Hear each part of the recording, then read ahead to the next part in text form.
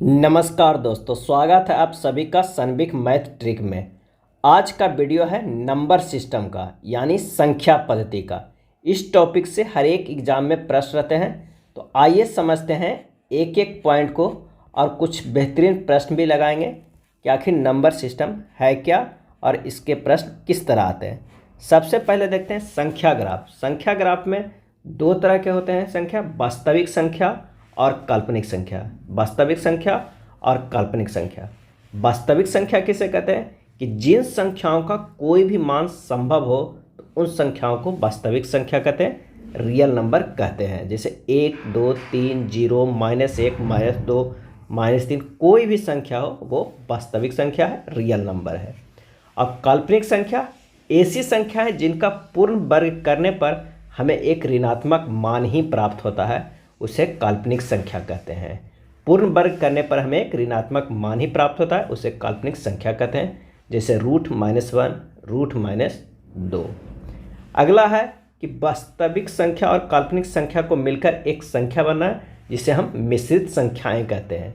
वास्तविक संख्या और काल्पनिक संख्या को मिलकर मिश्रित संख्याएं बनते हैं, a+bi, जहाँ a रियल पार्ट है और b जो है इमेजिनरी पार्ट है। आगे देखते हैं कि वास्तविक संख्या दो टाइप के होते हैं, परिमेय संख्या और अपरिमेय संख्या। वास्तविक संख्या दो टाइप के, परिमेय संख्या और अपरिमेय संख्या होते हैं। परिमेय संख्या क्या है कि ऐसी संख्या है जिन्हें p/q के रूप में व्यक्त किया जा सकता है, जहां p तथा q पूर्णांक हो तथा q = 0 हो, परिमेय संख्या कहलाती है। यानी p/q के रूप में व्यक्त किया जा सकता हो। जैसे 5 और नीचे अगर 1 दे देंगे तो 5/1 हो जाएगा, p/q के रूप में हो जाएगा। 2/3, 5/6, 11/4, √25, -2/5, ये सभी जो हैं वो परिमेय संख्याएं हैं। अपरिमेय संख्या किसे कहते हैं कि ऐसी संख्या जिसे p/q के रूप में व्यक्त नहीं किया जा सकता है, जहां p और q पूर्णांक है और q = 0 को अपरिमेय संख्या के रूप में व्यक्त किया जाता है। अपरिमेय संख्या हमेशा रूट के रूप में होगा। अपरिमेय संख्या हमेशा क्या होगा? रूट के रूप में होगा। जैसे √2, √5, √7, √29। अब आइए देखते हैं इन दोनों के कुछ कंडीशन है कि परिमेय और अपरिमेय संख्या का योग हमेशा अपरिमेय संख्या होता है। अगर एक परिमेय है और एक अपरिमेय संख्या है तो इसका योग जो है हमेशा अपरिमेय संख्या ही होगा। अगर दो परिमेय संख्या है उसका गुणनफल हमेशा अपरिमेय संख्या होगा। दो परिमेय संख्याओं का गुणनफल हमेशा अपरिमेय संख्या होता है। और एक से अधिक अपरिमेय संख्या का लघुत्तम परिमेय या अपरिमेय दोनों हो सकता है। एक से अधिक अगर अपरिमेय संख्या है और उसका लघुत्तम निकालेंगे तो परिमेय या अपरिमेय दोनों हो सकता है। और दो अपरिमेय संख्याओं का गुणनफल परिमेय या अपरिमेय हो सकता है, दोनों हो सकता है। दो अपरिमेय संख्याओं का गुणनफल, ये चारों पॉइंट काफ़ी प्रमुख है और इसी से थ्योरेटिकल भी प्रश्न बन जाते हैं कि परिमेय और अपरिमेय संख्याओं का योग हमेशा होगा। ऑप्शन में होगा परिमेय, अपरिमेय, परिमेय या अपरिमेय दोनों, इनमें से कोई नहीं। तो इस तरह प्रश्न को आप आसानी से टिक कर सकते हैं। चलिए आगे चलते हैं। अब परिमेय संख्या भी दो टाइप के होते हैं। कितने टाइप के परिमेय संख्या? दो टाइप के। एक पूर्णांक संख्या होते हैं और एक भिन्न संख्या होते हैं। पूर्णांक संख्या और भिन्न संख्या होते हैं, वो दो टाइप के परिमेय संख्या है। पूर्णांक संख्या किसे कहते हैं कि सभी पूर्ण संख्याओं और ऋणात्मक संख्याओं के एक सम्मिलित समूह को पूर्णांक कहते हैं। सभी पूर्ण संख्याओं और ऋणात्मक संख्याओं के एक सम्मिलित समूह को पूर्णांक कहते हैं। अगला है भिन्न संख्या। भिन्न को दो संख्याओं का अनुपात माना जाता है। ऊपरी संख्या को अंश कहा जाता है और निचले भाग को हर के रूप में जाना जाता है। जब किसी वस्तु को भागों की संख्या में विभाजित किया जाता है तो प्रत्येक भाग को भिन्न कहा जाता है। जैसे अगर p/q है तो p क्या है? अंश है और q जो है हर है। जैसे 1/4, 1/2, 1/5, ये सब जो है वो भिन्न संख्या है। आगे देखते हैं कि पूर्णांक संख्या तीन टाइप के होते हैं। पूर्णांक संख्या तीन टाइप के होते हैं, ऋणात्मक पूर्णांक, धनात्मक पूर्णांक और एक होता है शून्य संख्या। अब यहाँ तक हमें क्या आता है कि संख्या दो टाइप के होते हैं, वास्तविक और काल्पनिक। वास्तविक और काल्पनिक को मिलकर एक मिश्रित संख्या बनते हैं। वास्तविक दो भाग में विभक्त होते हैं, परिमेय संख्या और अपरिमेय संख्याएं। परिमेय भी दो टाइप के होते हैं, पूर्णांक संख्या और भिन्न संख्या। अब पूर्णांक संख्या तीन टाइप के होते हैं, ऋणात्मक पूर्णांक, धनात्मक पूर्णांक और शून्य संख्या होते हैं। ऋणात्मक पूर्णांक, जिन संख्याओं के आगे ऋणात्मक चिन्ह लगा हो उन्हें ऋणात्मक पूर्णांक कहते हैं, जैसे -2, -3, -4, ये सभी है ऋणात्मक पूर्णांक। धनात्मक पूर्णांक किसे कहते हैं? जिन संख्याओं के आगे धनात्मक चिन्ह लगा हो उन्हें धनात्मक पूर्णांक कहते हैं, जैसे 1, 2, 3। अब इन दोनों में जीरो नहीं आया है क्योंकि वो शून्य अलग पूर्णांक संख्या है, शून्य संख्या अलग है। शून्य ना तो ऋणात्मक पूर्णांक है और ना धनात्मक पूर्णांक है। शून्य जो है ना तो सकारात्मक है और ना ही नकारात्मक है, ना ही ऋणात्मक पूर्णांक है, ना ही धनात्मक। कई बार प्रश्न इससे भी रहता है। यहाँ पर पूर्णांक संख्या का एक रेखा है जो कि 0 बीच में है और -1, -2, -3, -4 ऋणात्मक पूर्णांक है और 1, 2, 3, 4 जो है वो धनात्मक पूर्णांक है। यहाँ तक आप अच्छे से समझ गए होंगे, ये संख्या ग्राफ है। चलिए आगे चलते हैं, क्या है तो आगे देखते हैं कि धनात्मक पूर्णांक भी दो टाइप के होते हैं। धनात्मक पूर्णांक कौन कौन? एक प्राकृतिक संख्या होते हैं और एक पूर्ण संख्या होते हैं। एक प्राकृतिक संख्या होते हैं, एक पूर्ण संख्या होते हैं, धनात्मक पूर्णांक। अब प्राकृतिक संख्या किसे कहते हैं? तो गणना के लिए जिन संख्याओं का उपयोग किया जाता है उन्हें प्राकृतिक संख्या कहते हैं। गणना के लिए गिनती की संख्याओं को प्राकृतिक संख्या कहते हैं। 1, 2, 3, 4, 5, 6 कहाँ तक? इन्फिनिटी तक, वो प्राकृतिक संख्या हो गए, वो धनात्मक पूर्णांक भी हो गए। और एक और है पूर्ण संख्या, जो 0 से अनंत तक की सभी धनात्मक प्राकृतिक संख्याओं को पूर्ण संख्या कहते हैं। यानी पूर्ण संख्या में शून्य संख्या सम्मिलित हो जाता है, उसके बाद जो प्राकृतिक संख्या है वो भी सम्मिलित हो जाता है। इन दोनों को मिलकर क्या है? पूर्ण संख्या। यानी 0 से शुरू होगा और वो अनंत तक सभी धनात्मक पूर्णांक जो होगा वो पूर्ण संख्या कहलाएगा। चलिए यहाँ तक अच्छे से क्लियर हो गया होगा। आगे देखते हैं। आगे है प्राकृतिक संख्या भी 4 टाइप के होते हैं। अब प्राकृतिक का भी 4 टाइप आ गया। अभी तक क्या क्या आया था? तो संख्या का 2 टाइप, वास्तविक और काल्पनिक। वास्तविक भी 2 टाइप, परिमेय और अपरिमेय। परिमेय भी 2 टाइप के, पूर्णांक संख्या और भिन्न संख्या। पूर्णांक संख्या भी 3 टाइप का, ऋणात्मक पूर्णांक, धनात्मक पूर्णांक और शून्य संख्या। धनात्मक पूर्णांक 2 टाइप के, प्राकृतिक संख्या और पूर्ण संख्या। अब प्राकृतिक संख्या भी 4 टाइप के, कौन कौन? तो सम संख्या, विषम संख्या, यौगिक संख्या और अभाज्य, जिसे रूढ़ संख्या भी कहते हैं। अभाज्य जिसे रूढ़ संख्या कहते हैं। यानी प्राकृतिक संख्या अब 4 टाइप में बट गया है। आइए एक एक कर देखते हैं। सम संख्या किसे कहते हैं? जो संख्या 2 से पूर्ण रूप से विभाजित हो जाए उसे सम संख्या कहते हैं। जो संख्या 2 से पूर्ण रूप से विभाजित हो जाए यानी पूरे पूरे कट जाए उसे सम संख्या कहते हैं। जैसे 2, 4, 6, 8 यानी 2 का गुणनखंड सम संख्या कहलाएगा। विषम संख्या किसे कहते हैं? विषम संख्या वह संख्या होती है जिसे 2 से विभाजित नहीं किया जा सकता है। जिसे 2 से विभाजित नहीं किया जा सकता है विषम संख्या कहते हैं। जैसे 1, 3, 5, 7, 9, 11, 13, 17 ये सभी जो है वो विषम संख्या है। चलिए यौगिक संख्या, एक धनात्मक पूर्णांक जिसे 2 छोटे धनात्मक पूर्णांकों को गुणा करके बनाया जा सकता है, वैसा यौगिक संख्या कहते हैं जो धनात्मक पूर्णांक हो और 2 छोटे धनात्मक पूर्णांकों को गुणा करके बनाया जाता है। जैसे 4 है वो एक यौगिक है, किससे बनकर है? तो 2 गुना 2 से है। 6 है 2 गुना 3 से है। 2 भी धनात्मक पूर्णांक है और 3 भी धनात्मक पूर्णांक है, इन दोनों के गुना करके बनाया गया है, 6 है, तो उसे यौगिक संख्या कहते हैं। लास्ट है अभाज्य या रूढ़ संख्या किसे कहते हैं? अभाज्य संख्याओं के केवल 2 गुणनखंड होते हैं, एक और स्वयं वह संख्या। यानी अभाज्य संख्याओं के केवल 2 गुणनखंड होते हैं, एक से और वह स्वयं से कटता है। एक से कटता है और स्वयं से, यानी 2, 5, 7, 11, 13, 17, 19 ये सभी जो हैं वो अभाज्य रूढ़ संख्या कहलाते हैं। ये पूरी तरह हमारे पास ये संख्या ग्राफ हो गया। क्या क्या? फिर से एक ओवरव्यू देख लीजिए कि संख्या 2 टाइप के होते हैं, वास्तविक, काल्पनिक। वास्तविक काल्पनिक मिलके क्या बनते हैं? तो वो मिश्रित संख्याएं बनते हैं। वास्तविक संख्या 2 टाइप के होते हैं, परिमेय संख्या और अपरिमेय संख्या होते हैं। परिमेय संख्या भी 2 टाइप के होते हैं, पूर्णांक संख्या और भिन्न संख्या होते हैं। पूर्णांक संख्या भी 3 टाइप के हो जाते हैं, कौन कौन? ऋणात्मक पूर्णांक, धनात्मक पूर्णांक और शून्य संख्या हो जाते हैं। धनात्मक पूर्णांक यहाँ 2 भाग में बढ़ जाते हैं, एक प्राकृतिक संख्या में और एक पूर्ण संख्या में, जिसमें 0 सम्मिलित हो जाते हैं। प्राकृतिक संख्या भी 4 भाग में बढ़ जाते हैं, सम संख्या, विषम संख्या, यौगिक संख्या और अभाज्य रूढ़ संख्या हो जाते हैं। यहाँ तक क्लियर हो गया? और अच्छे से ये ग्राफ देख लीजिए, कई प्रश्न तो आपको यूं ही चुटकी से इसी ग्राफ से बन जाएगा कि अगर सम संख्या है तो वो प्राकृतिक संख्या भी हो सकता है, वो धनात्मक पूर्णांक भी हो सकता है, वो ऋण पूर्णांक संख्या भी हो सकता है, वो परिमेय संख्या भी हो सकता है। यानी जिस तरह अगर हमारा ग्राफ इस तरह देखेंगे, इस साइड गया, तो ये भी प्रश्न पूछा जा सकता है। इसलिए इसे आप अच्छे से देख लीजिए, अगर हो सके तो इसे स्नैपशॉट भी ले लीजिएगा। चलिए अगले देखते हैं कुछ इसके प्रमुख पॉइंट, जिससे काफ़ी आपका क्लियर हो जाएगा कि क्या क्या पॉइंट पूछा जा सकता है और किस तरह प्रश्न बन सकता है।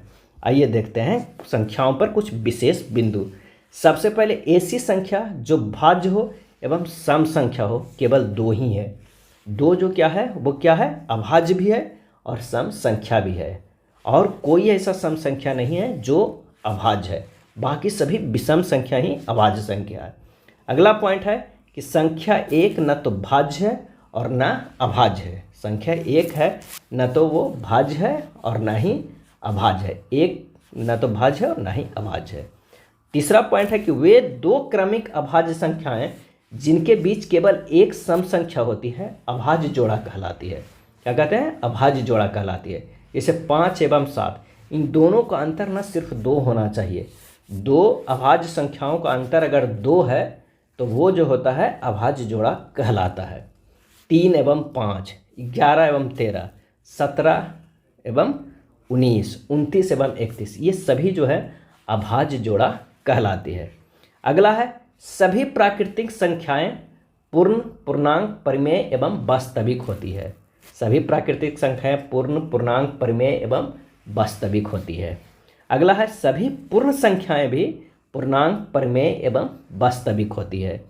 अगला है सभी पूर्णांक परिमेय एवं वास्तविक होते हैं। ये तीनों पॉइंट काफ़ी ज़्यादा इम्पोर्टेंट है।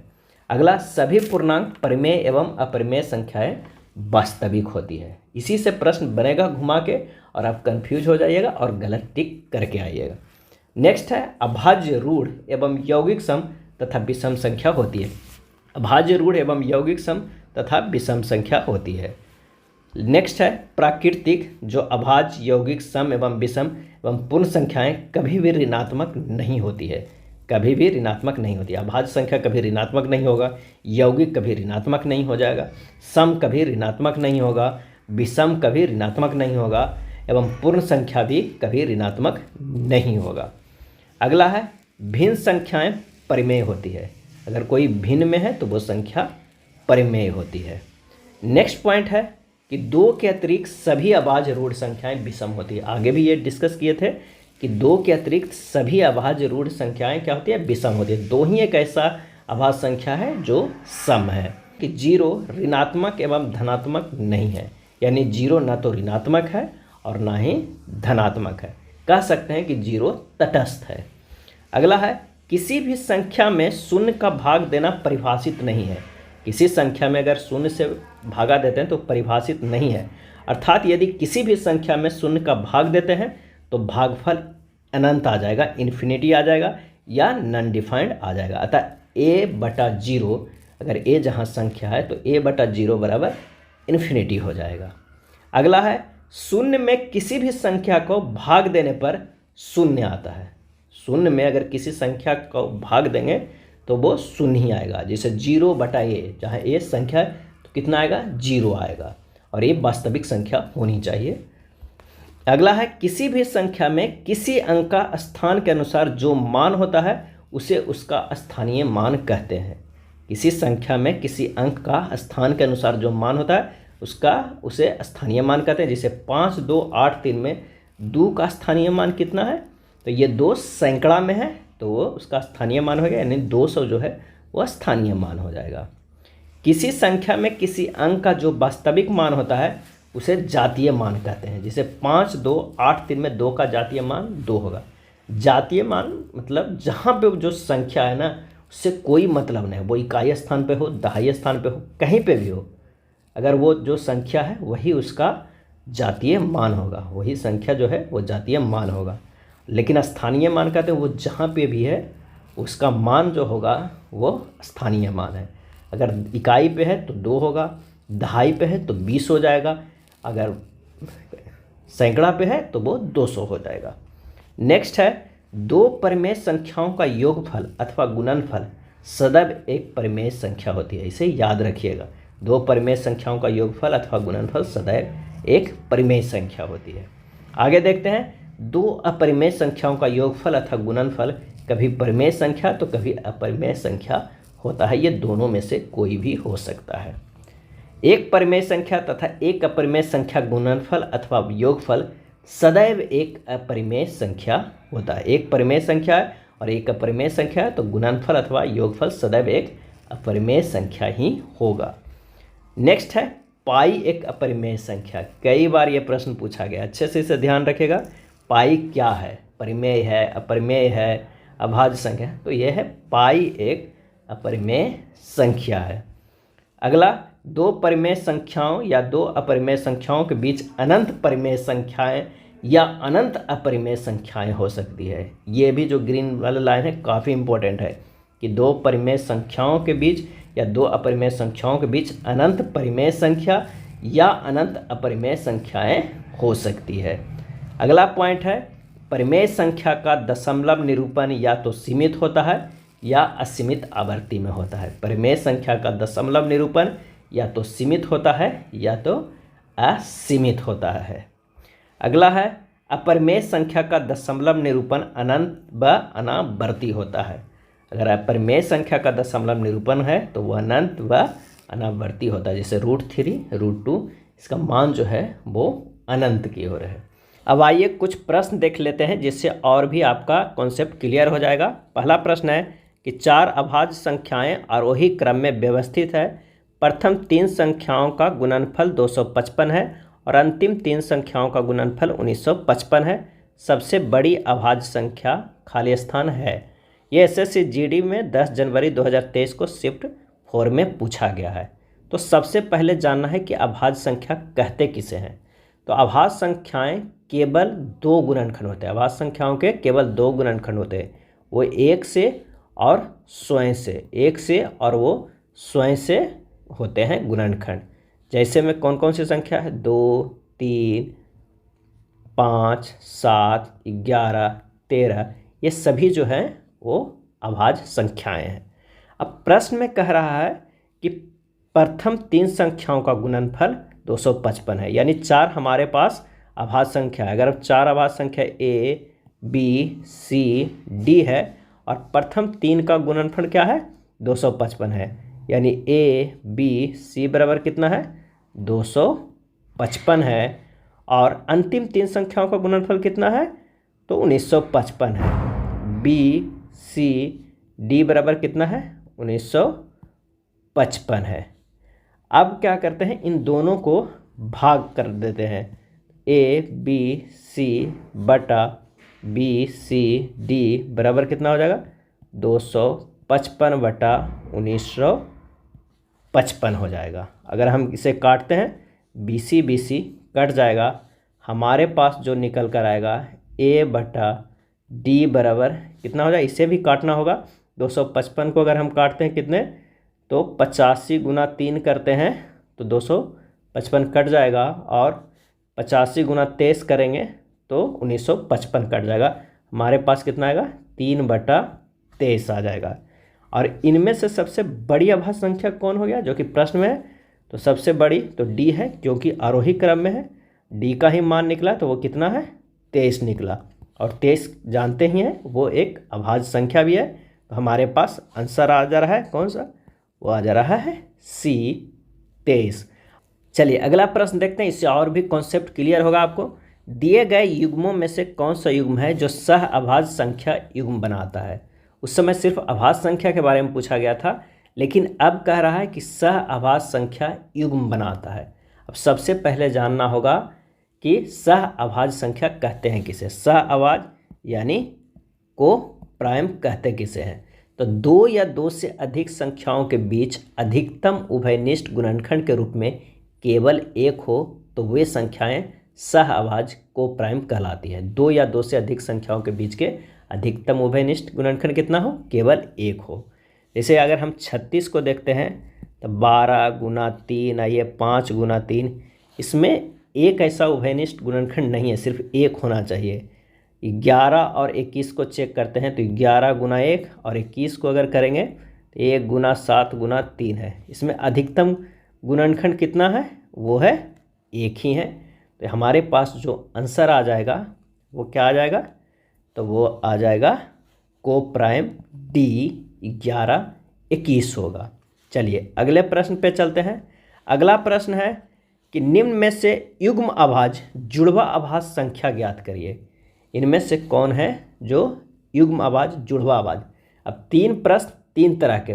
पहला में था सिर्फ अभाज्य संख्या के बारे में, दूसरा में था सह अभाज्य को प्राइम के बारे में, और यहाँ जो प्रश्न है वो जुड़वा अभाज्य के बारे में है। अब जुड़वा अभाज्य कहते किसे हैं? तो 2 युग्म अभाज्य संख्याओं को जुड़वा अभाज्य कहते हैं, यानी जुड़वा अभाज्य जो कि दोनों अभाज्य संख्या होना चाहिए। अब जुड़वा अभाज्य के होने के कुछ शर्त हैं, कुछ कंडीशन है। क्या है? तो एक जुड़वा अभाज्य एक अभाज्य संख्या है जो या तो 2 कम है या किसी अन्य अभाज्य संख्या से 2 अधिक है, यानी जुड़वा अभाज्य संख्या के बीच का अंतर जो वो 2 ही होना चाहिए, बीच का अंतर 2 होना चाहिए। और जुड़वा अभाज्य संख्या में दोनों संख्या अभाज्य संख्या होना चाहिए। 37 और 41 ये दोनों तो अभाज्य संख्या है, लेकिन इन दोनों के बीच में अंतर कितना है? तो ये 4 है। 3 और 7 भी अभाज्य संख्या है, लेकिन अंतर कितना है? तो ये 4 है। 43 47 दोनों अभाज्य संख्या है, लेकिन अंतर जो हमारे पास है वो कि 4 है। और 73 71 इन दोनों का जो अंतर है वो कितना है? तो वो 2 है। यानी हमारे पास जो जुड़वा अभाज्य है ये ऑप्शन में 4 में दिया हुआ है। यानी जुड़वा अभाज्य किसे कहते हैं? कि 2 युग्म अभाज्य संख्याओं का जिसके बीच का अंतर 2 हो। अब कई बार प्रश्न पूछ सकता है डायरेक्ट कि 1 से लेके 100 तक कौन कौन और कितने जुड़वा अभाज्य हैं? कितने जुड़वा अभाज्य हैं? 1 से लेके 100 तक कितने जुड़वा और कौन कौन है? तो आइए देख लेते हैं। 3 और 5 है जो कि जुड़वा अभाज्य है। 5 7 जुड़वा अभाज्य हैं। 11 13 17 19 29 31 41 43 और कौन हो जाएगा? 59 61 71 73 ये सभी हैं जो जुड़वा अभाज्य हैं। टोटल कितने हो गए? तो 1 2 3 4 5 6 7 8। अब कभी प्रश्न में आ गया कि 1 से 100 तक कितने जुड़वा अभाज्य हैं, तो आप डायरेक्ट आंसर टिक कर दीजिएगा। कितने हैं? तो वो हैं 8 हैं। चलिए अगले प्रश्न पे चलते हैं। अगला प्रश्न है कि किस प्रकार की संख्याएं सह अभाज्य को प्राइम नहीं होती है? किस प्रकार की संख्याएं सह अभाज्य को प्राइम नहीं होती है? और ये पूछा गया है एसएससी जीडी में 25 जनवरी 2023 के शिफ्ट 4 में प्रश्न। तो 2 क्रमागत सम संख्याएं इवन नंबर के उभयनिष्ठ गुणनखंड कॉमन फैक्टर 1 से अधिक होंगे, इसलिए वे सह अभाज्य को प्राइम नहीं होंगे। यहाँ पर आंसर हमारे पास हो जाएगा ए। अगर बी की बात करते हैं तो कोई 2 क्रमागत विषम संख्या है, तो 2 क्रमागत विषम संख्याएं तो को प्राइम हो सकते हैं, जैसे में 2 3 3 5 5 7 ये सभी जो हैं क्या है? को प्राइम हैं। अगला है कोई 2 अभाज्य संख्या है। अभाज्य संख्या जैसे 5 7 अभाज्य संख्या है, को प्राइम है। 11 13 ये को प्राइम है। कोई 2 क्रमागत संख्याएं, कोई भी 2 क्रमागत संख्या है, 2 और 3 क्या है? क्रमागत संख्या है, तो ये को प्राइम है। यानी हमारे पास बी सी डी तीनों को प्राइम है, सहअभाज्य है, लेकिन कोई 2 क्रमागत सम संख्याएं को प्राइम नहीं हो सकते हैं। आंसर हमारे पास क्या हो जाएगा? ए आ जाएगा। अगले प्रश्न पे चलते हैं। कौन सी संख्या 2310 के सभी अभाज्य गुणनखंडों के योग से 1 कम है? 2310 के सभी अभाज्य गुणनखंडों के योग से कम है। सारे प्रश्न अलग अलग कॉन्सेप्ट से है, काफ़ी अच्छे प्रश्न है, इसे ध्यान दीजिएगा। और यही सब प्रश्न एग्जाम में बार बार पूछे जाते हैं। तो आइए इसे सबसे पहले क्या करते हैं कि 2310 को फैक्टर कर देते हैं। अगर 2 से करते हैं तो 1155 हो जाएगा। 5 से करेंगे तो ये हो जाएगा 231। 3 से करेंगे तो 77 आ जाएगा। 7 से करेंगे तो 11 आ जाएगा। 11 से करेंगे तो 1 आ जाएगा। अतः अभाज्य गुणनखंड का योग कितना हो जाएगा? अभाज्य गुणनखंड का योग कितना हो जाएगा? तो हो जाएगा 2 + 5 + 3 + 7 + 11 बराबर कितना आ गया? 28 हमारे पास आ गया 2310 के सभी अभाज्य गुणनखंडों के योग। लेकिन उसमें लास्ट में एक पॉइंट दे रहा है, इस पर भी ध्यान दीजिएगा। योग से 1 कम है, यानी 28 - 1 बराबर कितना हो जाएगा? आंसर हमारे पास 27 हो जाएगा। इसका सही आंसर हो जाएगा डी। कौन सी संख्या 2310 के सभी अभाज्य गुणनखंडों के योग से 1 कम है? तो वो हो जाएगा 27 आंसर। अगले प्रश्न पे चलते हैं। यदि एक संख्या 8 के पावर 10 गुना 9 के पावर 7 गुना 7 के पावर 8 के रूप में दी गई संख्या के अभाज्य गुणनखंडों की कुल संख्या क्या होगी? अब यहाँ पर क्या है, इस फॉर्म में दिया हुआ है और पूछ रहा है कि अभाज्य गुणनखंडों की संख्या कितनी होगी। तो पहले जान लेते हैं कि एक संख्या अगर है x के पावर a गुना y के पावर b गुना z के पावर c के रूप में, इस रूप में है, तो कुल अभाज्य गुणनखंड कितना हो जाएगा? तो a + b + c हो जाएगा। इसी प्रकार आगे भी हो जाएगा, लेकिन तब होगा जहाँ x और y z जो है वो अभाज्य संख्या होना चाहिए। क्या होना चाहिए? अभाज्य संख्या होना चाहिए। तो यहाँ पर क्या है, 8 के पावर 10 9 के पावर 7 गुना 7 के पावर 8 है। इसे पहले अभाज्य संख्या में लाना है, 8 9 7 के।